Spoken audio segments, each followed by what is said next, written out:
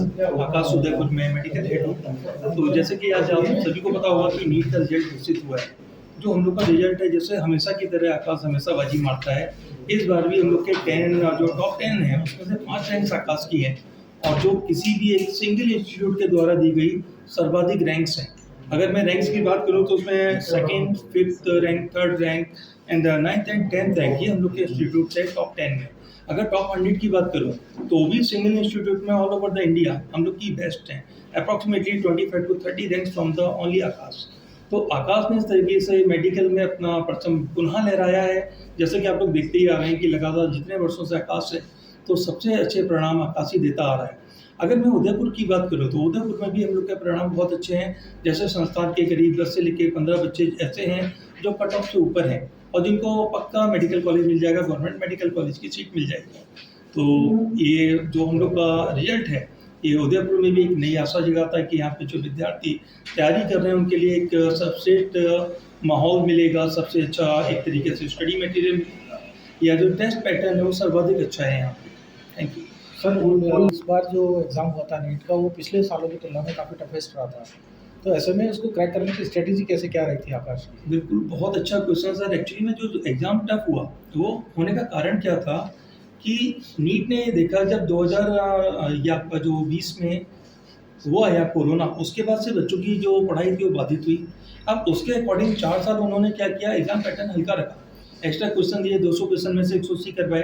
लेकिन जब अब जो नई पीढ़ी आई जो 8th में थी कोरोना के समय, अब वो मैच्योर हो चुकी है, 12th में आई, तो उन्होंने वापस से अपने नीट के पैटर्न को चेंज किया, पुनः उसी पैटर्न पे गए। 180 के 180 क्वेश्चन फिजिक्स वापस से हार्ड किया गया।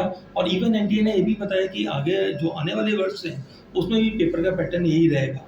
तो ये 720 में से 720 लाना एक प्रश्न चिन्ह लगाता है कि जो एग्ज़ाम कंडक्ट कर रहा है वो भी सही एजेंसी मतलब उतना परफेक्ट नहीं है। लेकिन अब जो एग्ज़ाम हुआ इसमें 720 किसी के नहीं है, तो ये बेहतरीन उन्होंने एक तरीके से पेपर सेट किया और एक अच्छे से अच्छे जो बच्चे हैं उनको निकाल के ले जाए।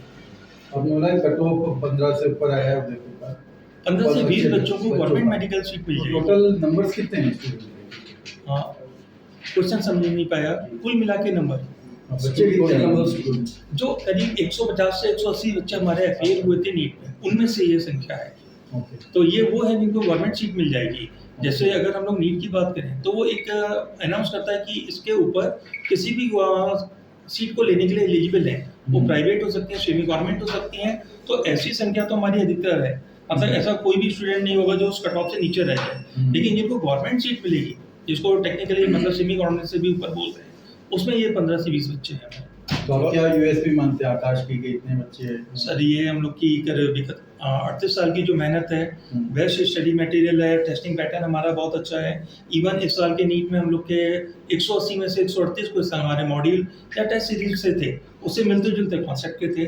अगर बच्चा केवल और केवल उनको भी कर लेता है तो 552 नंबर आते हैं, जो ऑल ओवर इंडिया बहुत अच्छी रैंक मानी गई, उसको देने के लिए काफ़ी है। गवर्नमेंट सीट्स के लिए सर कट ऑफ कितना है इस बार? सर इस बार तकरीबन 530 आ रहा है, जो अभी तक का डेटा है हम लोग के पास। 530 मतलब 28 मान लीजिए, 528, इसके नीचे गवर्नमेंट सीट नहीं मिल जाएगी। उसके बाद जी, मैं डॉक्टर राहुल डारा, मैं उदयपुर में ही जन्मा, मेरी पढ़ाई भी उदयपुर में हुई और मेरा सौभाग्य है कि मैं वापस से आकाश में ही सेवारत होकर यहाँ पे मैं ब्रांच हेड की पोजीशन पे मैं अभी ज्वाइन किया है, 1 महीना हुआ है। जैसे सर ने पूछा कि आपने क्या स्ट्रेटेजी हमने नीट के लिए करते हैं, तो जनरली हम जो बच्चों को यही गाइड करते हैं कि जिस तरह से एनसीईआरटी का सिलेबस रहता है, क्लास 11th और क्लास 12th में से एनसीईआरटी में से क्वेश्चन पूछे जाते हैं, तो हम बच्चों को भी यही बोलते हैं कि आपको सिर्फ 3 चीज़ों की ज़रूरत होती है। एक, आप एनसीईआरटी पढ़िए, पिछले 20 से 25 साल के आप क्वेश्चन पेपर्स करिए, और एक आकाश का मॉड्यूल करिए। ये 3 चीज़ के अलावा आपको कोई भी चौथी चीज़, ना तो आपको कॉम्प्रिहेंसिव बुक्स की या कुछ एक्स्ट्रा स्टडी मटेरियल की आवश्यकता रहती है। अगर आपने ये 3 पूरा कर लिया तो आप 100% सक्सेस हो जाएंगे। दूसरा ये रहता है कि जो हमारे all over India more than 350 branches रहती है आकाश में, तो उनके जो टीचर्स हैं, एकेडमिक जो हमारी टीम है वो इतना स्ट्रॉन्ग रहती है कि वो कंटिन्यूस 24/7 बिल्कुल R&D, रिसर्च एंड डेवलपमेंट पे काम करती है, किस तरह से अपने आप को अपग्रेड रखना है, किस तरह से। और जैसे अभी सर ने भी बताया कि 2025 में जो अभी पेपर आया था नीट का, उसमें फिजिक्स का जो कुछ लेवल था वो कहीं ना कहीं जेईई मेंस के 2015-16 के सवाल पूछे गए थे। तो इस बार हम एनटीए के जो ये पैटर्न है उनसे भी ये सीख लेते हुए हम अपने बच्चों को और उससे भी ज़्यादा पॉलिश करने के लिए, उनसे भी अच्छी ज़्यादा शिक्षा देने के लिए हम तत्पर हैं। मैं खुद ही था, मैं 2013 से वहीं पे था, तो आज तक हमारे यहाँ सिंगल मिसहैपनिंग नहीं है। उसके लिए हम लोगों ने अलग से प्रोग्राम चला रखा है। हमारी एक अपना बेटा करके प्रोग्राम रन होता है, जिसमें जो बच्चा है उससे हर 15वें दिन पे मैं मिलूंगा। और जब मैं उससे मिलता हूँ, अगर वो कहीं पे भी परेशान है मुझे बता देता है। एकेडमिक जो सॉल्यूशन हम लोग प्रोवाइड कर रहे हैं, या कभी कभी और किसी गलत संगति में पड़ गया या फाइनेंशियल किसी क्रंचेस में है, वो सारी चीजें हम सॉर्ट आउट कर रहे हैं। इसकी वजह से वहाँ हैप्पीनेस बहुत ज्यादा है और कोई भी मिसहैपनिंग नहीं है। सेम प्रोसीजर हम लोग यहाँ पे यूज कर रहे हैं।